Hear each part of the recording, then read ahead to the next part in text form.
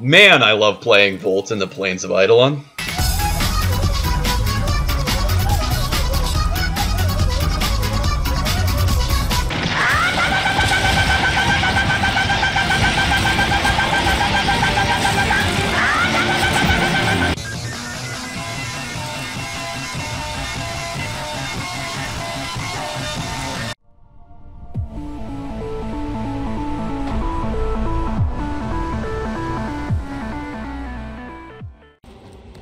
Hello YouTube! Herptoderp here, aka Xenodarth MGIDK Quiet Wicked Gamu Tactical Guy plays. Except those guys actually make money off their YouTube videos. Welcome to Warframe Science! Today's topic is Volt.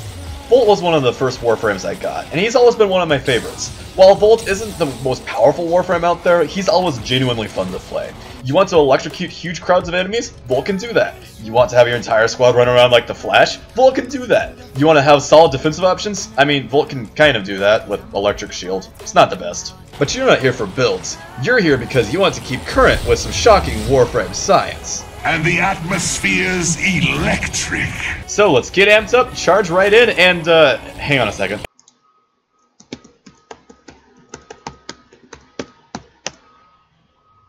This is not okay. This needs to stop now. So this is Volt's first ability, Shock. It fires off an arc of static electricity that deals a whole lot of damage. Shock is a good way to apply Volt's passive, which causes Volt to charge up bonus electrical damage on his next attacks based on how far he's traveled while touching the ground.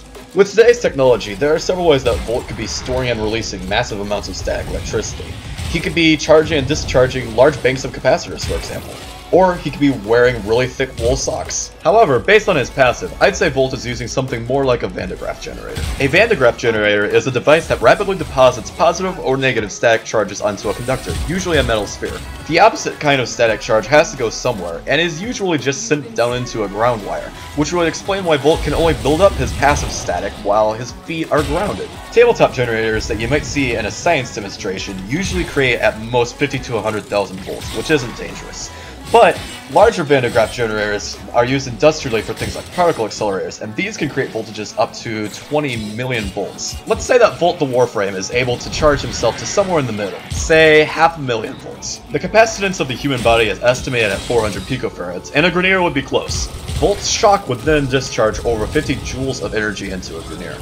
By comparison, US safety standards say that a 5 joule electrical discharge is dangerous and can cause injuries. So this is the right order of magnitude for a fatal electrical shock. I'd call this a believable ability. The next ability I want to talk about is Overload. Wait, discharge? Whatever. A storm is coming, Tenno. Overload releases an intense energy field, destroying nearby electronics while channeling severe electrical damage to all enemies caught within its radius.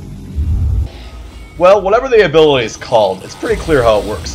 Volt jumps off of the ground and uses some sort of field to induce electric currents in nearby enemies without touching them. Unfortunately, there's an obvious way to make this happen, and it's with a magnetic field. Sorry, Mag, electricity and magnetism are basically the same thing. So here's a couple of Maxwell's equations. Don't worry, we're not doing three-dimensional vector calculus.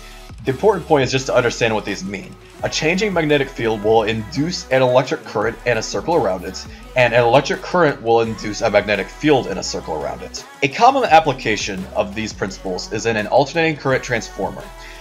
An alternating current transformer uses two solenoids, or loops of tightly coiled wire. Now, when you send an alternating current into one of the solenoids, it generates an oscillating magnetic field, which in turn induces another alternating current in the other solenoid. So, discharge could function similarly to a transformer, at least half of one. Volt, somewhere inside his body, could have a large solenoid with a lot of coils, and he could send a high voltage oscillating current into that solenoid, which in turn would produce a strong oscillating magnetic field all around Volt. With a strong enough field, nearby metal objects like, say, Grineer's guns and cybernetics, or Corpus's electronics and helmets, would potentially have a decent voltage electric current induced in them. How much of a current? I don't know, it depends on the exact situation, but the important point is it could work. Alternating current magnetic induction could also go a long ways towards explaining how Volt is able to transfer his speed buff from himself onto his allies, but that at the same time presents a bit of a conundrum. Let's back up though. If you don't know what speed is already, you've been living under a rock this whole video. Volt's speed is a buff to movement speed and melee attack speed that he can apply to both himself and his allies. And it's both the most entertaining part of his kit to use and to make a video about.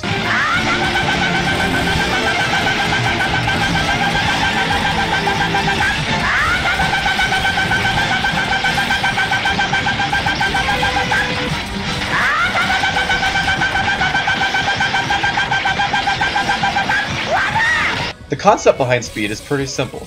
Volt expends some stored electrical energy within himself and uses it to temporarily increase the rate at which the actuators within himself and the warframes around him are able to operate. The problem is in the execution. The simplest way for Volt to be able to transfer some electricity into nearby warframes is if all those warframes have solenoid coils as well, and Volt can simply pump alternating current electricity into them like a transformer. The problem is, if this is true, then why don't all other warframes get fried every time he uses discharge? And if all non-Volt warframes are insulated from discharge, then how can Volt possibly ever transfer any electricity into them for speed? It's a paradox, and all I can say is that either discharge works or speed, but not both. Alright, let's take a look at the last of Volt's abilities, Electric Shield. Electric Shield deploys what appears to be some sort of portable force field that is able to somehow stop or deflect or destroy incoming bullets. At first glance, this seemed like complete science fiction, but then I remembered the Earth's magnetosphere. The magnetosphere, or the magnetic field surrounding the Earth, is able to deflect incoming solar wind, which is made up of a stream of high-velocity charged particles from the sun. This works because the Lorentz force law has a cross product between the velocity vector and the magnetic field. That guarantees that any force the magnetic field generates is going to be at a right angle to the direction of a charged particle, and this deflects the object away in a circular arc from its initial trajectory. This principle is also used in mass spectrometers, to determine the mass-to-charge ratio on moving ions by measuring how tightly they curve in a magnetic field. The problem here is simple. A bullet is a slug of lead, and there's no particular reason for it to be carrying any static charge, or at least not much of one. So in principle, a magnetic field shouldn't be able to curve a bullet very much. On the Nerdist show Because Science, Kyle Hill was asked whether a lightsaber could deflect a bullet, and he talked about this exact issue.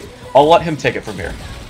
First, let's try magnetism. I think we all have in the back of our heads that if a magnetic field is sufficiently strong, it can radically affect the path of a projectile. I blame pop culture for this, specifically James Bond. But in reality, deflecting a bullet with magnetism would be incredibly difficult. The first reason is that the materials that most bullets are made out of aren't magnetic. See, nothing's happening. Another is that bullets move extremely fast, meaning that there's a very short amount of time for any magnetic field to affect their path. And the last reason is that bullets don't have an overall charge. They're neutral. This makes it even harder for them to interact with electromagnetism. But even with all those problems, we can still do the math. Well, I mean, physics students from the University of Leicester can do the math for us. It's an older study, but it checks out. Based on the mass and velocity of a 9mm bullet, the most commonly used bullet, the students calculated that a magnetic field strength would need to be on the order of a quintillion Tesla to curve a bullet using magnetic fields. This is trillions of times more magnetism than has ever been created in a lab here in our galaxy. It's just too much. Even if a lightsaber blade could be this magnetic, whenever a Jedi turned it on, objects would start flying at her if they were ferromagnetic from all over the place, and it'd be like Empire, and it'd be really annoying all the time until you turn it off. Come on, turn it off. Until, fine now. Okay, let's break this down. There's only one small issue with this claim that the bullet's velocity makes a difference. Increasing the bullet's velocity will increase the force of the magnetic field even as it decreases the time the bullet spins in the field. Therefore, the impulse and change of momentum imparted by the field is still the same. That said, the quintillion Tesla number still does check out, and it shows that it's pretty much impossible to curve a bullet using a magnetic field. And anybody who would try to stop a piece of non-magnetic metal using a magnet would have to be an idiot, right? Can you hold this up here for me? Okay. Just stick your finger there and hold it. I'm going to show you what happens if we make a mistake. Oh no, it's a guillotine. Let it fall. They're going to have to take a look here. This is a carrot, a dangling carrot. Carrot. Huh. Okay. We don't want to have that happen, okay?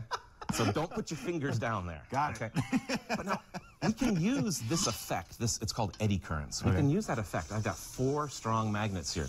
Just going to lower those down to where the plate is. Do the same thing. Hold that up there again, Tony, for All me, right. if you could. I'll stick to this part. Go ahead and just let it go. What, with your hand there? Go ahead and just let it go. What, with your hand there? Oh. All right. So check that out. Stick your hand in there. You'll be fine. No. Do it. Come on, you'll be fine. So, is that not crazy? So That is the trust test. that's the trust test. Now, like I said, what's happening is circular currents are flowing in this copper plate.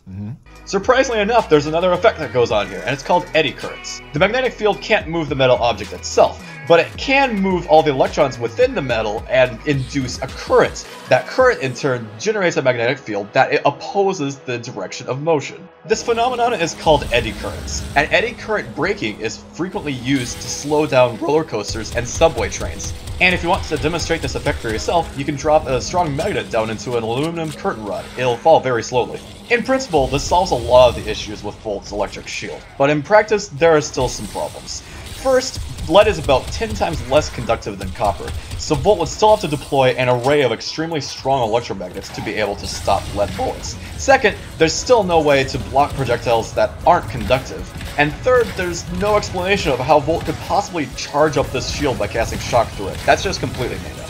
Well, that about wraps up this episode of Warframe Science. If you liked what you saw, please feel free to like or subscribe, and if you have any comments about the science this episode, or you have any ideas for future episodes, please leave a comment below. Herb out.